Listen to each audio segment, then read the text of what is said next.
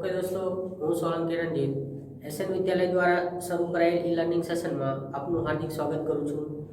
હવે આપણે આજે નવું ચેપ્ટર એટલે કે સંકલનની વાત કરીશું। સંકલન એટલે શું થાય, તો સૌથી પહેલા આપણે એને સમજી લઈએ કે સંકલન જે છે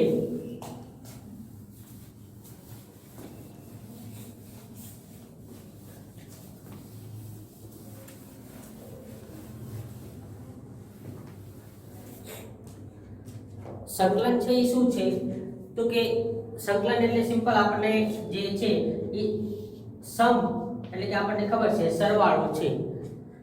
સમ એટલે કે સમ આપણે લખીએ છીએ કારણ કે આ રીતે આપણે લખીએ છીએ સમ એટલે કે આનો મતલબ ગુજરાતી સરવાળો થાય। એમાંથી જે પહેલો અક્ષર જે છે s એને આપણે લઈ અને સંકલન તરીકે આપણે એનો ઉપયોગ કરીએ છીએ। એટલે પહેલા નિશાની છે એ હંમેશા તમારે s છે એ s નહીં પણ આ જે તમે સંકલનમાં જ્યારે લખો ત્યારે આ રીતે નિશાની લખવાની। આનો મતલબ થાય તમારો સંકલનની નિશાની થાય dx હોય ઓપરેટર તો dx આવશે, dy હોય તો y આવશે, એટલે y ના પ્રત્યે સંકલન થતું હોય તો dy આવે, x ના પ્રત્યે સંકલન થતું હોય તો dx આવે અને અહીંયા વિધેય આવે। x ના પ્રત્યે હોય તો f of x આવે, y ના પ્રત્યે હોય તો f of y આવે। પણ અહીંયા મેં તમને કીધું કે આ શેના ઉપરથી આવેલું છે સમ, સમ એટલે સરવાળો। હવે આપણે સિમ્પલ લોજિક ખબર છે કે સરવાળો ક્યારેય 0 થાય નહીં। સરવાળો આપણે કોઈ પણ વસ્તુનો કરીએ તો ક્યારેય 0 થાય નહીં। તો એનો મતલબ શું થશે કે સંકલન ક્યારેય 0 થાય નહીં। સંકલનમાં હંમેશા તમને કોઈ પણ કિંમત મળે જ, જો તમારું વિધેય 0 હોય તો જ એનું સંકલન 0 થાય, બાકી 0 થાય નહીં। કારણ કે અહીંયા તમને વિધેય 0 આપેલું છે, એનું પણ 0 વિધેય સંકલન છે તમે 0 નો કરી શકો, એટલે એનો મતલબ થશે 0 dx આપેલો હોય તો અહીંયા તમારું આનું થશે ને 0 અને વત્તા એનો c લખવાનું થાય। c એટલે શેના માટે થયું। હવે અહીંયા એક સમજી લો કે સંકલનની અંદર ફરજિયાત તમે મેં કીધું કે કોઈ પણ વિધેય હશે એનું ક્યારેય સંકલન 0 થાય નહીં, ક્યારેય અનિયત હોય ત્યારે। અનિયત અને નિયતમાં ફેરફાર શું, તો અહીંયા આપણને ખબર છે કે તમને ખાલી સંકલન આપી દે, અહીંયા વિધેય કોઈ પણ આપેલું હોય ઇનટુ dx કરેલું હોય તો આનો મતલબ થઈ ગયો આ તમારું છે એ અનિયત થયું, અનિયત સંકલન થયું, અનિયત સંકલન। પણ જો તમને અહીંયા લિમિટ આપી દે a થી b અને વિધેય આપી ઇનટુ dx k તો આ જે થયું તમારું નિયત થયું, નિયત સંકલન। અનિયત નો મતલબ શું થયો કે તમારું જે સંકલન થાય છે એની લિમિટ કોઈ પણ નથી, એ કોઈ પણ વિધેય હોઈ શકે, એનો કોઈ પણ જવાબ આવે। જ્યારે નિયત થાય એટલે શું થશે તો તમને 1 થી 2 એટલે એનો મતલબ કે એ કિંમત તમને દર્શાવે, એટલે કે તમારું વિધેય છે એની પરફેક્ટ કિંમત તમને મળે તો એનો મતલબ થશે નિયત સંકલન। જ્યારે અનિયત સંકલન છે એમાં ક્યારેય તમને કિંમત મળતી નથી, એટલે એનો મતલબ કે વિધેય ઉપર આધારિત હોય। એટલે આ બે વસ્તુ માટે ખાસ યાદ, એક અનિયત આવશે અને એક નિયત સંકલન આવે। હવે આપણે સંકલનની વાત કરીએ તો સંકલન છે સમ ઉપરથી આવ્યું છે, સમ એટલે સરવાળો, સરવાળો ક્યારેય 0 નો થાય, એટલે એનો મતલબ થશે કે સંકલનનો જવાબ ક્યારેય 0 આવે નહીં જો અનિયત હોય તો। નિયતની અંદર 0 આવી શકે કારણ કે તમે આ લિમિટ છે એ મૂકો તો લિમિટમાં ઘણીવાર વિધેય એ રીતે થતું હોય તો બે કિંમત સરખી થાય તો પ્લસ માઇનસ થાય, એટલે આનો મતલબ થશે કે આ લિમિટ મૂક્યા પછી માઇનસ કરીને આ લિમિટ મૂકો ત્યારે તમારી કિંમત છે એ 0 થઈ શકે, પણ એ નિયતની અંદર થાય, અનિયતમાં એવું ક્યારેય થતું નથી। હવે સંકલન શું છે તો કે આપણે જે વિકલન કરેલું છે એનાથી ઓપોઝિટ પાર્ટ એટલે કે એની સામેની દિશા થઈ। સિમ્પલ વસ્તુ એવું થાય કે આપણે જે અહીંથી સામે જઈએ તો સામેથી જે પાછો આવવાનો રસ્તો છે એનો મતલબ થયો કે સંકલન, એટલે કે સંકલન છે એ આપણને જે વિકલન આપેલું છે એનું વિરોધી, એટલે એનો મતલબ થઈ ગયો કે આપણને જે આપેલું છે વિકલન એનું વિકલિત પ્રતિવિકલિત થયું। સિમ્પલ વસ્તુ આપણને શું થઈ ગયું કે આપણને વિકલન આપેલું છે એનું વિકલિત કરીએ એટલે સંકલન થઈ ગયું। હવે સૌથી પહેલા આપણે સૂત્ર લખી દઈએ કારણ કે સૂત્ર આવડે તો જ અંદર આપણને સંકલન આવડે। સંકલનમાં બીજું બેઝિક વસ્તુ આ છે કે તમે જેમ આગળ ભણશો એ રીતે તમને અંદર સંકલનના સૂત્રો અલગ અલગ આવશે। તો સૌથી પહેલા આપણે સંકલનમાં વાત કરીએ કે સંકલનમાં કેવી રીતે થશે। તો સૌથી પહેલા આપણે અહીંયા સંકલનની વાત કરીએ તો સંકલનની અંદર આપણે સંકલન ચેપ્ટર નંબર 7 છે સંકલન, તો એની અંદર આપણે સૂત્રોની વાત કરીએ તો સૂત્રો સૌથી પહેલા યાદ રાખવાના, સૂત્રો આપણે તો જ આવડે કારણ કે પહેલા સૂત્ર યાદ રાખવાના છે। પ્રતિવિકલિત છે એટલે એનો મતલબ કે આપણે જે છે સિમ્પલ વિકલન આવડતું હોય તો સંકલનમાં કોઈ અઘરું છે નહીં, કારણ કે સંકલન અને પ્રતિવિકલિત છે એટલે કે તમારો જે જવાબ આવી ગયો છે એનું સંકલન કરી દો, વિકલનનો જે જવાબ આવે એનું સંકલન કરો એટલે તમારું પાછું વિધેય મળી જાય।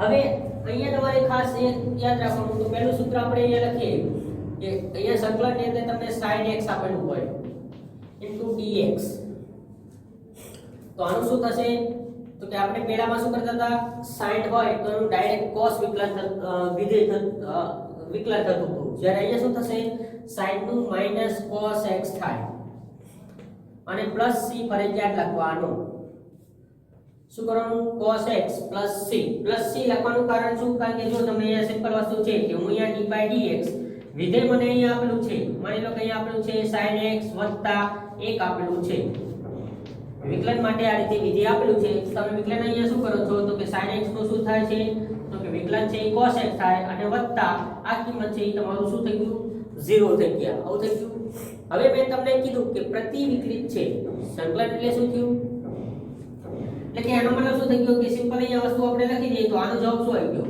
cos x આવી ગયો બરોબર છે હવે મેં તમને કીધું એમ કે સંકલન કરો તમને જે જવાબ આવ્યો છે તો આનો મતલબ થાય છે પ્રતિ વિકલિત એટલે કે આ વિધેય પાછું આવે એટલે કે આનું તમે સંકલન કરી દો તો આ વિધેય પાછું આવે તો અહીંયા શું કરશો તમે તો કે આનું તમે સંકલન કરી દેશો તો આનું સંકલન કરો તો શું થશે તો સંકલન કરશો એટલે cos આપેલું છે તો એનું થશે સંકલન sin x થશે પણ એક આયા નહીં તો એનો મતલબ શું થઈ ગયો એટલે કે અહીંયા આપણે સંકલનની અંદર ફરજિયાત અનિયત હોય ત્યારે +c લખવાનો +c નો મતલબ શું થશે કોન્સ્ટન્ટ એટલે કે અચળ વસ્તુઓ એટલે કે અહીંયા જે પણ અચળ વસ્તુ તમારી 0 થઈ હોય એ c તરીકે દર્શાવે એટલે ફરજિયાત તમારે જે પણ અનિયતમાં જવાબ આવે એમાં તમારે જે સંકલન થાય એ +c લખવાનો ત્યારે અનિયત હોય ત્યારે તો અહીંયા થશે sin x નું -cos x થશે +c પહેલામાં આપણે cos નું માઈનસ વિકલન ની અંદર cos નું માઈનસ થાય છે જ્યારે અહીંયા શું થશે sin x આપેલું હોય એનું સંકલન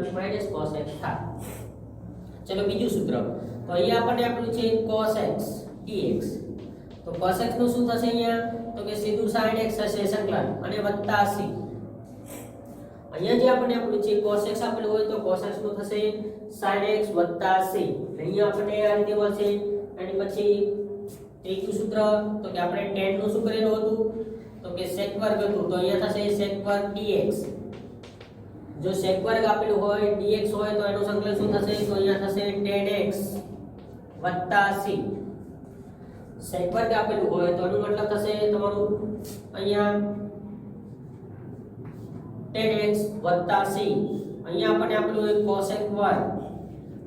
cosec વર્ગ dx આપેલું હોય તો આનું શું થશે તો આનું થશે -cot x + c એટલે તમારું ચોથું સૂત્ર આવું થશે cosec વર્ગ આપેલું હોય તો એનું -cot કારણ કે આ જે cot છે એનું માઈનસ થાય છે તો નિશાની આપણે આ બાજુ લખેલી છે અહીંયા માઈનસ આવે તો આ પ્લસ લખવાનું થાય એટલે આપણને ખબર છે કે અહીંયા આ રીતે થશે અને પછી પાંચમું સૂત્ર એની પછી પાંચમું સૂત્રની વાત કરીએ તો અહીંયા આપણને e⁻x આપેલા હોય dx હોય તો અહીંયા શું થશે તો આનું થશે e⁻x જ થશે અને +c અહીંયા આપણને આ રીતે મળશે એની પછી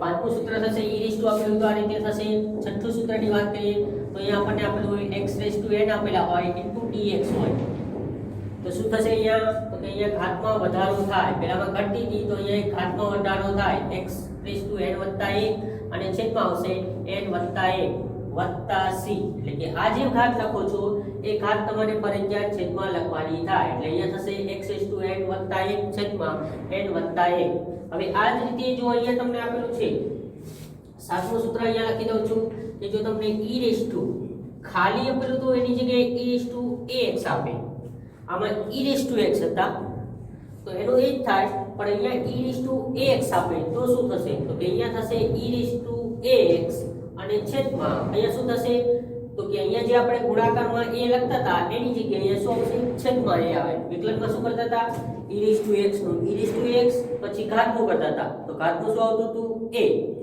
એક વિકલન હોય તો ગુણાકારમાં આવે અને સંકલન હોય તો છેદમાં આવે અને વત્તા અહીંયા થશે c આમાં સંકલન અને વિકલનમાં આટલો ફેરફાર થાય તો જો સંકલન હોય તો છેદમાં આવે અને વિકલન આપેલું હોય તો ગુણાકારમાં આવે એનો મતલબ થશે e⁻ વાળું આવશે તો આ થશે એની પછી a⁻ માટે તમને આઠમું સૂત્ર આ રીતે થશે કે આટલું છે સંકલનમાં a raised to ax into dx.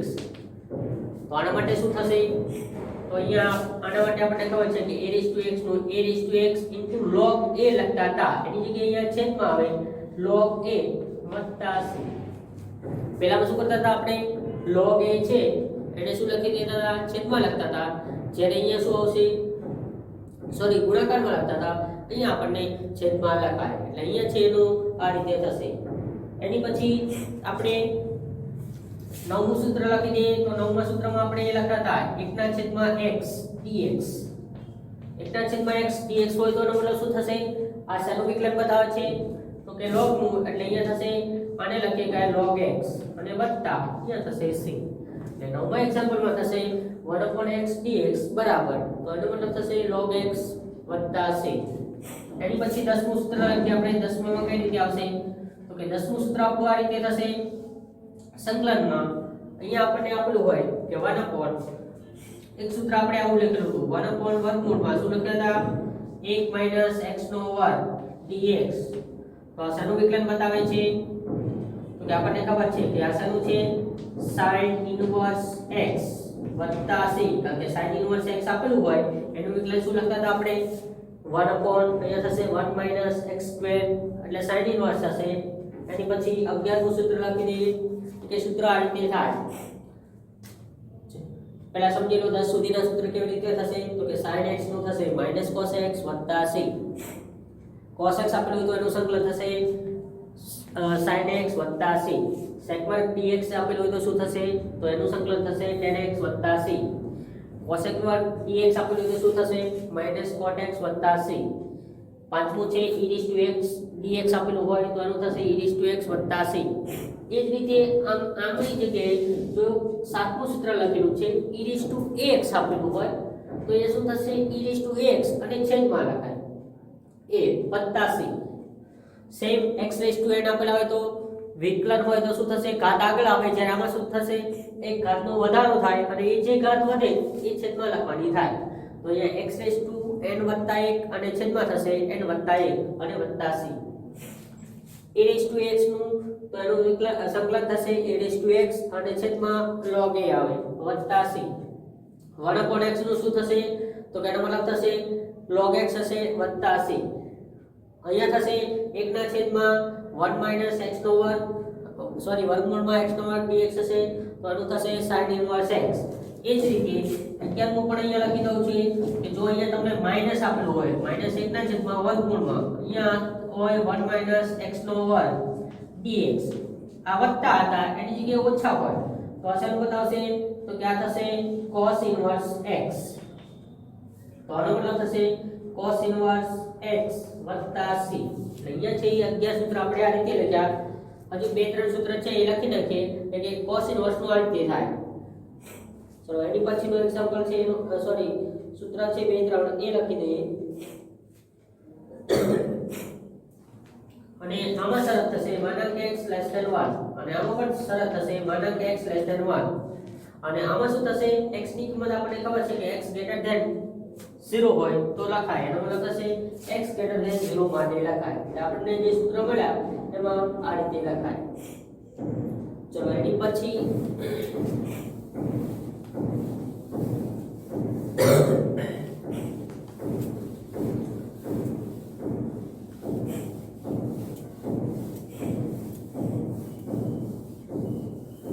ચલો 12મું સૂત્ર લખીએ આપણે કે 12મું સૂત્ર કઈ રીતે થશે? તો કે 12મા સૂત્રમાં આપણે 12મું સૂત્ર લખો તો આ રીતે થશે કે સંકલનમાં 1/1 x નો વર્ગ dx. તો આનો મતલબ શું થઈ જશે? તો કે આ tan ઇન્વર્સ x બતાવે વત્તા c. એટલે કે tan ઇન્વર્સ x નો વિકલન શું થાય? તો કે 1/x વર્ગ વત્તા 1 અથવા તો 1 x નો વર્ગ. એ જ રીતે 13મું સૂત્ર આપણે લખો તો આ રીતે થશે કે જો આપણે અહીંયા માઈનસ આપેલું હોય -1/1 x નો વર્ગ dx હોય તો આ શું લખાય? તો કે આ થઈ જશે cot ઇન્વર્સ x વત્તા c. માઈનસ આવે તો cot ઇન્વર્સ લખાય અને પ્લસ હોય તો શું લખાય? તો કે tan ઇન્વર્સ લખાય. એની પછી 14મું સૂત્ર છે કે અહીંયા થશે સંકલનમાં 1/x વર્ગમૂળમાં x નો વર્ગ -1 dx. તો આ શાનું સૂત્ર છે? એટલે એનો મતલબ કે આ સારું વિકલન બતાવે છે તો કે આ થશે sec ઇનવર્સ x c. એ જ રીતે 15મું સૂત્ર લખો તો 15મું સૂત્ર શું થશે તો કે અહીંયા માઈનસ આપેલું હોય માઈનસ 1 ના છેદમાં માનાંકમાં x વર્ગમૂળમાં x નો વર્ગ માઈનસ 1 dx. તો આના બરાબર શું લખાય તો કે આ થશે cosec ઇનવર્સ x વત્તા c. એટલે આ થઈ ગયું આપણને cosec ઇનવર્સ x વત્તા c. એટલે કે પ્રતિવિધેય જેટલા હતા એ બધાના સૂત્ર છે એ આપણને આ રીતે ખબર હોવી જોઈએ કે આ સારું વિકલન બતાવે છે તો આનું સંકલન કરો તો એક વિધેય આવે એટલે કે એનો મતલબ થશે માઈનસ હોય તો cosec આવશે એટલે પ્રતિવિધેય છે એમાં માઈનસ હોય તો cosec આવે પ્લસ હોય તો sec આવે. સેમ અહીંયા શું થશે માઈનસ હશે તો cot ઇનવર્સ આવશે અને પ્લસ હશે તો શું આવશે tan ઇનવર્સ આવશે. એટલે કે અહીંયા આપણને જે પ્રતિવિધેય આપેલા હતા એનું આ રીતે થાય. એની પછી 16મું સૂત્ર લખો તો આપણને ખબર હતું sec x છે એનો વિકલન શું થતું હતું તો કે sec x નું લખ્યું તો આપણે sec x * tan x આવું લખેલું હતું. તો એનો મતલબ થશે કે sec x * tan x આપેલા હોય તો એનું વિકલન શું થશે તો કે અહીંયા થશે આપણું જે છે એ લખીએ કે sec x લખાય વત્તા c. એ જ રીતે 17મું છે cos x માટે આપણે શું લખેલું હતું તો કે માઈનસ લખેલું હતું -cos x * cot x. અહીંયા આપણે આપેલું હોય તો આનો મતલબ થશે dx આપેલું હોય તો આનું થશે cos x વત્તા c. અહીંયા થશે એટલે -cos x * cot x હોય તો એનું સંકલન થશે cos x x. એટલે અહીંયા માઈનસ લખો તો અહીંયા લખવાની જરૂર નથી, અહીંયા માઈનસ ન લખેલું હોય તો અહીંયા લખવું પડે. એટલો જ ફેરફાર છે, બીજો એમાં કોઈ ફેરફાર છે નહીં. એટલે કે અહીંયા આ રીતે થાય એટલે ખાસ યાદ રાખવાનું કે આ રીતે થશે. હવે જો બે સૂત્ર લખ્યા એમાં સમજી લો કે આ કેવી રીતે લખવાનું. એમાં એક સૂત્ર આપણે લખેલું હતું જો ખાસ સૂત્ર યાદ રાખશો કે સૂત્ર તમને આટલા યાદ રાખવાના છે 17 લખાય 17 અને એની પછી બે નિયમ છે. નિયમ એટલે કે અહીંયા જે રૂલ્સ છે એ કેવું હતું તો એક મેં તમને અહીંયા સૂત્ર લખાવ્યું કે અહીંયા x⁻n હોય dx હોય તો આનું શું સંકલન થશે તો કે આનું આપણે સૂત્રમાં લખ્યું એક ઘાત વધે કે n + 1 અને છેદમાં થશે n + 1 + c લખાય. આ કયો નિયમ છે તો અહીંયા નિયમ તમને આ નિયમ ઉપર લખી દઉં કે આ નિયમ કેવી રીતે થશે તો કે અહીંયા આપણને જે આપેલું છે કે વિધેય આપેલું હોય એની ઘાત તમને n આપેલી હોય અને બાજુમાં એનું વિકલન હોય dx.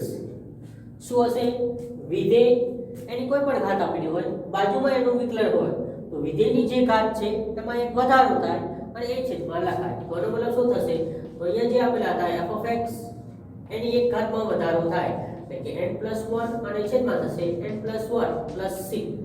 ત્યારે વિધેય બાજુમાં એનું વિકલન આપેલું હોય તો વિધેયની જે પણ ઘાત આપેલી હોય એમાં એક વધારો થાય અને એક ઘાત છેદમાં લખાય. ત્યારે એટલે આ સૂત્ર એ થયું કે વિધેય બાજુમાં એનું વિકલન તો આ થયું.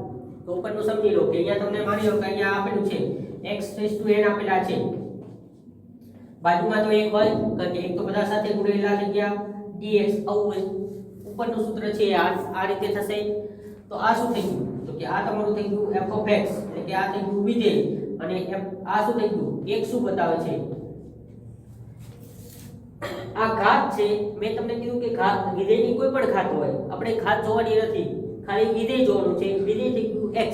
x નું વિકલન શું થાય એક થશે તો કે વિધેય બાજુમાં એનું વિકલન તો શું થશે ઘાત એક વધશે અને એક ઘાત છેદમાં લખાય તો n છે તો n + 1 છેદમાં n + 1. એટલે આ નિયમ એક યાદ રાખવાનું કે વિધેય બાજુમાં એનું વિકલન તો વિધેયની ઘાતમાં એક ઘાત વિધેયની જે પણ ઘાત આપેલી હોય એમાં એક ઘાતમાં વધારો થાય અને એક ઘાત જે વધારો થઈ છે એ છેદમાં લખવાની થાય. એટલે પહેલો નિયમ આ થઈ ગયો. હવે બીજો નિયમ છે એ કઈ રીતે થશે તો બીજો નિયમમાં એક તમને આ લખી દીધું હતું મેં શું લખ્યું હતું 1/x હોય dx હોય તો આના બરાબર શું લખાય તો કે આના બરાબર આપણે લખ્યા હતા log x લખેલા હતા log x + c. બીજો નિયમ આ યાદ રાખવાનો. બીજો નિયમ આ કઈ રીતે થશે તો કે છેદમાં વિધેય આપેલું હોય અને અંશમાં એનું વિકલન હોય અને dx હોય. છેદમાં વિધેય હોય અને અંશમાં એનું વિકલન હોય તો આનો મતલબ શું થશે કે છેદમાં જે પણ વિધેય આપેલું છે છેદમાં એને log લાગે અને + c થાય. તો અહીંયા શું થઈ ગયું કે છેદમાં તમે વિધેય સમજી લો કે આ વિધેય છે તમારું x ઉપર શું થઈ ગયું એક એ શું થઈ ગયું આનું વિકલન થઈ ગયું તો વિધેય અંશમાં એનું વિકલન તો છેદે log લાગે તો એ શું થશે log x અહીંયા થઈ ગયું છેદમાં થઈ ગયો વિધેય છે અંશમાં એનું વિકલન છે dx તો આનો મતલબ શું થઈ ગયો log f of x + c એટલે log વાળો રૂલ્સ છે એ આ રીતે લાગેલો છે એટલે આ સમજાયું અને x⁴n વાળો છે એ આ રીતે નિયમ યાદ રાખવાનો કે વિધેય બાજુમાં એનું વિકલન તો જે વિધેય છે એની ઘાતમાં એક વધારો થશે અને એ ઘાત છેદમાં લખાય એ જ રીતે છેદમાં વિધેય આપેલું હોય અંશમાં વિકલન આપેલું હોય તો આનો મતલબ શું થશે છેદમાં જે પણ વિધેય આપેલું છે એને log લાગે અંશમાં એનું વિકલન હોય તો એની સાથે બીજું ગુણાકારમાં તો લાગતું નથી અચલ પદ હોય તો જ લાગે કે અચલ પદ બહાર લેવું તો થશે એટલે એનો મતલબ આ રીતે થશે અને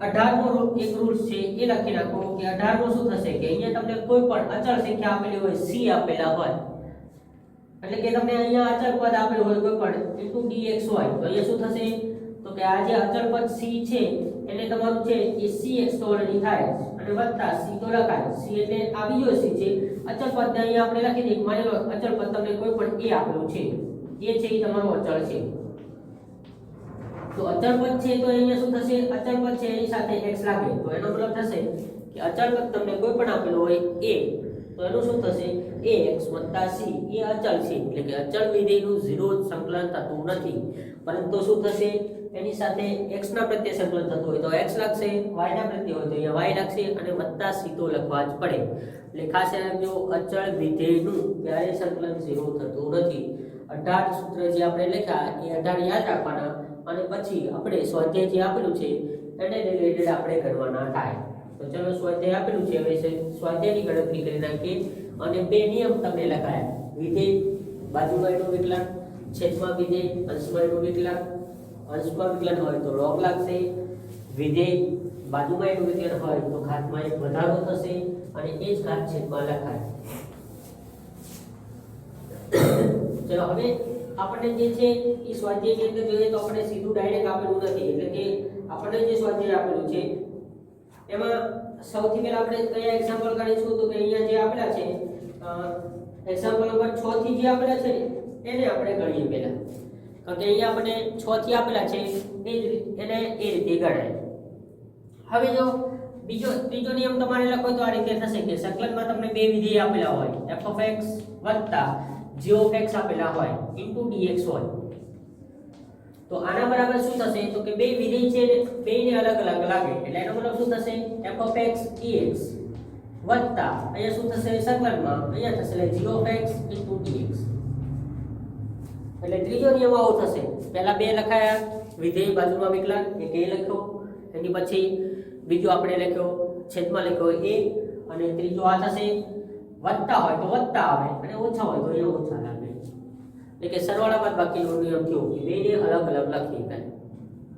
પછી ચોથા નિયમની વાત કરીએ તો કે ભાગાકાર માટે કોઈ રૂલ્સ નથી અંશ અને છેદ હોય તો અંશને અલગ સંકલન લાગે છેદને અલગ લાગે એ કોઈ રૂલ્સ નથી પછીનો છે ગુણાકારમાં એવું જરૂરી નથી કે અહીંયા વિધેય બે ગુણાકારમાં છે તો એક આને લાગશે અલગ વત્તા કરીને બીજો લાગે એ પણ છે નહીં એટલે તમારા જે થયા આમ ગણો તો આ 4 થયા અને સિમ્પલ ગણો તો એક જ રૂલ્સ થયો પછી સરવાળો અને બાદબાકી લખો તો એ ગુણાકાર ભાગાકાર માટે ડાયરેક્ટ લાગતો નથી ગુણાકાર માટે કયો લાગશે તો કે વિધેય બાજુમાં વિકલન વાળો હતો એ ગુણાકારનો ગણાય પણ એ હોય તો જ ગુણાકાર કહેવાય નકર ગુણાકારનો નિયમ કોઈ છે નહીં એ જ રીતે ભાગાકારમાં તમને લખાયો logનું પણ એ જે પદ એ રીતે સેટ આપેલું હોય કે વિધેય અંશમાં હોય એનું વિકલન હોય તો જ એને log લાગે બાકી કોઈ ભાગાકારનો નિયમ નથી એ ખાસ યાદ રાખજો ખાલી સરવાળા બાદબાકી માટે તમારું જે સંકલનનો છે એ નિયમ લાગે કે અહીંયા શું થશે સરવાળાની અંદર આપેલું હોય તો સરવાળો લાગશે બાદબાકી આપેલું હોય તો બાદબાકી થાય એ જ રીતે તમને કોઈ પણ પદ અહીંયા આપેલું હોય અચળ પદ આપેલું હોય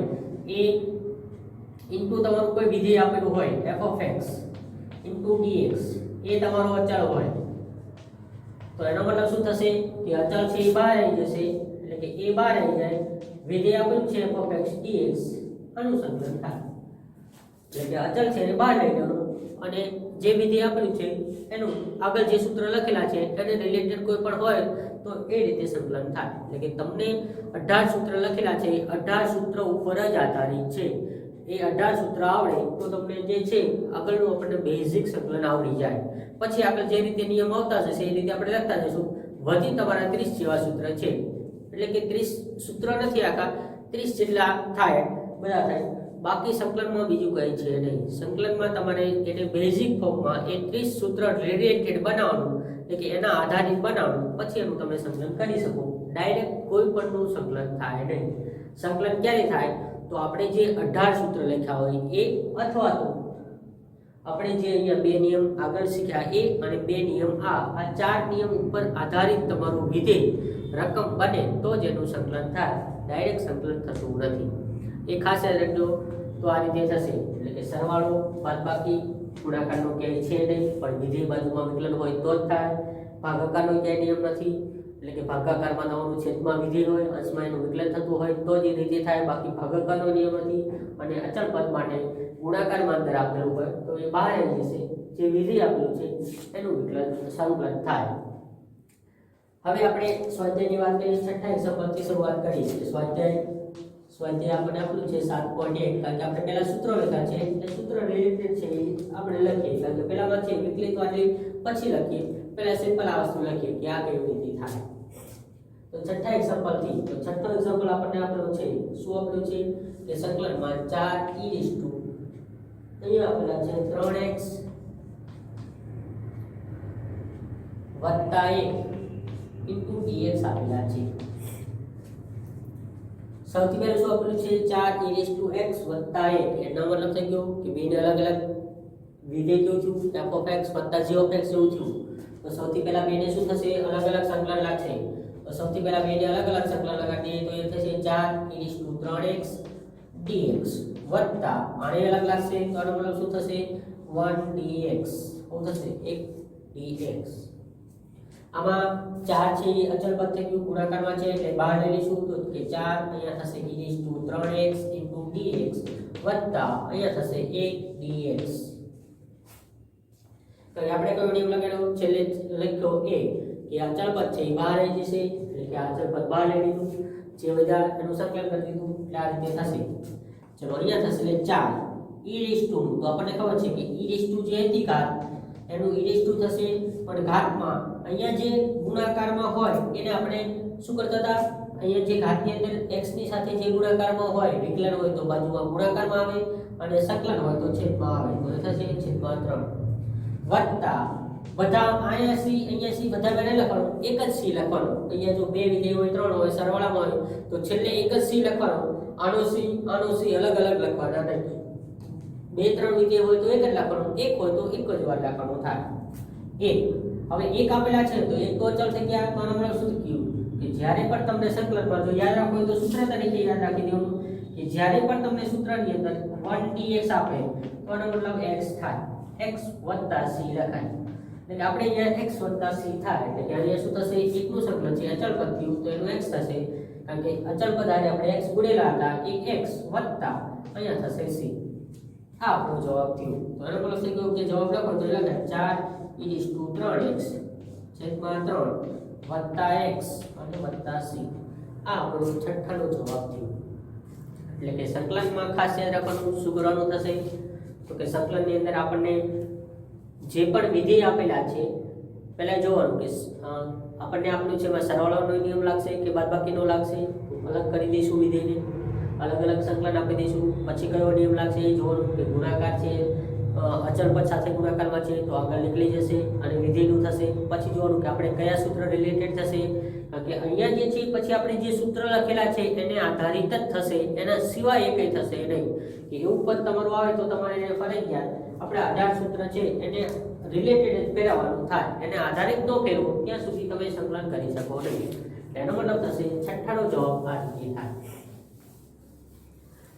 એટલે છઠ્ઠો એક્ઝામ્પલ છે એટલે તમે આ રીતે ગણી શકશો અને સેમ આ રીતે થશે. ઓકે, તો આ લેક્ચરમાં મેં ખાલી એક જ એક્ઝામ્પલ કરાવ્યું છે, પણ તમને સૂત્ર લખાયા છે એ સૂત્ર ખાસ આવડવા પડે અને 2-3 નિયમ લખાયા છે એ નિયમ ખાસ આવડવા પડે.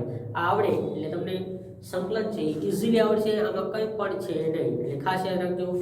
આગળના લેક્ચરમાં પાછું આપણે ફરીવાર અહીંથી સેમ કન્ટિન્યુ કરીશું 7મા એક્ઝામ્પલથી. પાછા એક્ઝામ્પલો ગણીશું. 1 થી 4 છે એ તમને ફરી સમજાવીશ વ્યવસ્થિત અને પછી અહીંયાથી કરશું, કારણ કે આપણે પહેલા સંકલનના સૂત્ર લખેલા છે એટલે સંકલનના એ રીતે ગણીશું અને પછી છે એ પછી એક્ઝામ્પલ ગણીશું. ઓકે, થેન્ક યુ દોસ્તો. આગળના લેક્ચરમાં ફરીવાર અહીંથી કન્ટિન્યુ કરીશું. Okay, thank you.